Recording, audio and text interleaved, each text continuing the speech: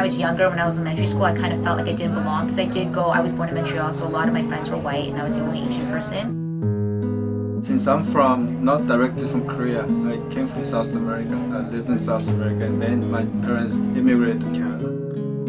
White people are often shocked when they hear how even, like, you know, last year I was called chink on the street, just sort of randomly. Learning how to speak English and communicate with the students was the biggest challenge for me. So I wasn't even aware of, you know, the fact that I'm the only Asian person. I was just so concentrated on learning the language to communicate. So growing up, it was really difficult for me to identify with either being Korean or Canadian, or was I white or was I not white. These are a lot of things that I struggled with growing up. You have to, like, 안녕하세요 형님, you know, so it's just like you have to 인사 90도로, you know. So I've been actually hit a lot from a lot of the youngs, and through that it's just more like, you know, since you're Korean, you have to learn Korean.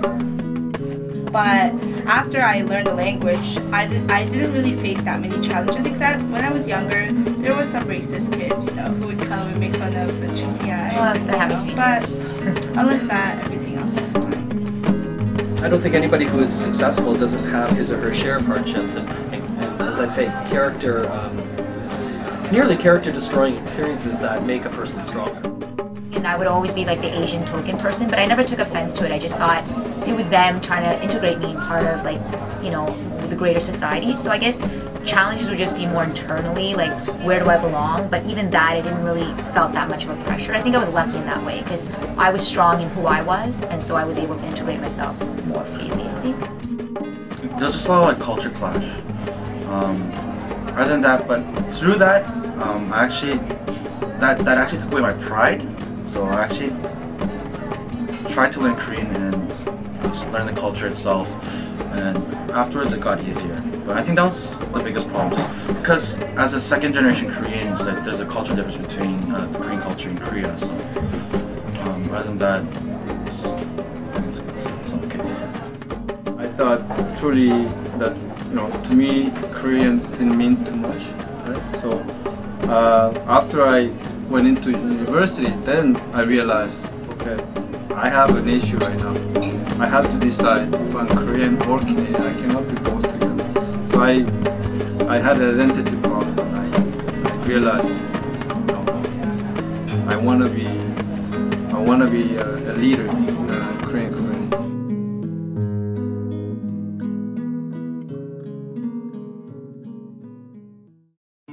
I started hanging out with, like, the 1.5 generations and started doing, like, Cyworld or MSN, chatting.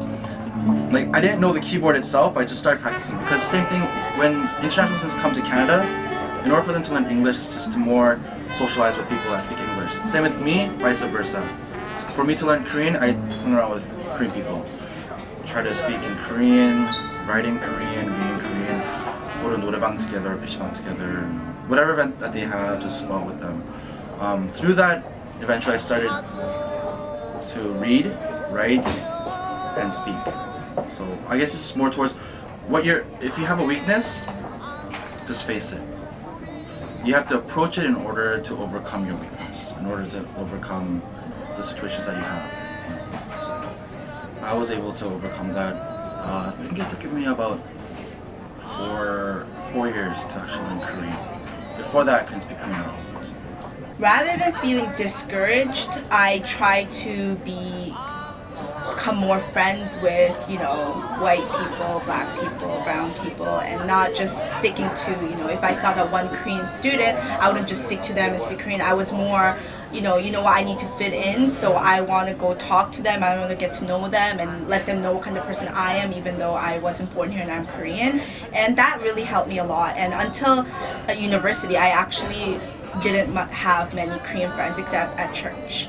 But my school friends were all white and brown and black, and I got to know their culture and they got to know mine. And now that I'm older, I appreciate that more, that I know the different culture that we have in Canada, and I think that helped me a lot. I overcome by having more Korean friends, first of all. I hang around with Korean Student Association. I was involved with that. And I was involved with other communities like Chinese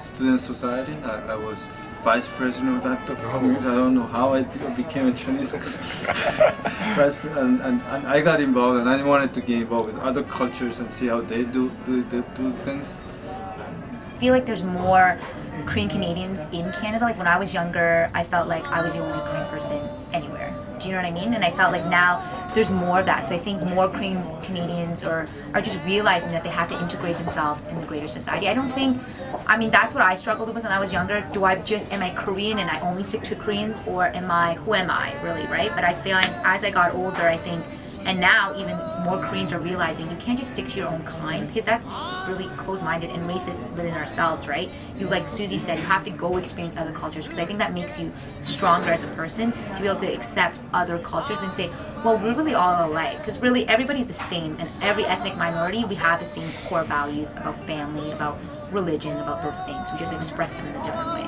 So I think that's what I've noticed more and more. 파도를 보며 If there was somebody that came to me when I was in high school, I would have been so happy, be like, oh my god, like I would totally want to be involved. But before, when I was in high school, that wasn't the case. Even at church, there isn't people that come to try to get you to get involved. But now we go to church, we go to schools, and we try to get all the high school kids involved. And I think that's the biggest difference, and it's awesome. That's a good point. I didn't realize that too. That's true. No, it's true. I felt like when we were younger, there wasn't that opportunity for Korean Canadians to actually get out there and make a difference. Right. But now there's amazing. so much. Yeah. So much. First, I want you guys to be proud to be Korean, right? Proud to be Canadian, right? So you have to be both Canadian and Korean. You cannot be either one by itself. And you have to know your identity. You don't look Canadian. When you go, you will realize, everybody realizes when they go to university, but you will realize when you go, you speak perfect English, you have the Canadian culture in you, everything, but the way you look, you don't look Canadian.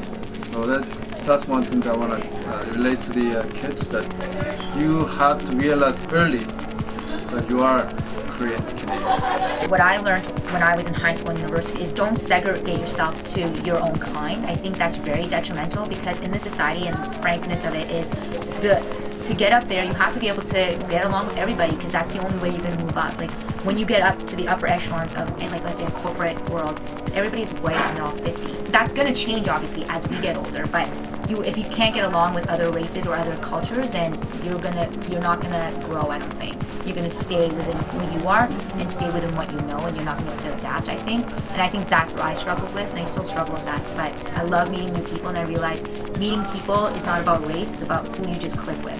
I guess it's just not more about society changes, but like how do I change my own society? Because I'm living my own life, I'm living in my own society itself. But it's more like it's choice. How are you going to choose your life? Are you going to choose to live it the right way or the wrong way? Which way are you going to take? So I guess it's more about responsibility. I think that's what changed in my life, in my own society.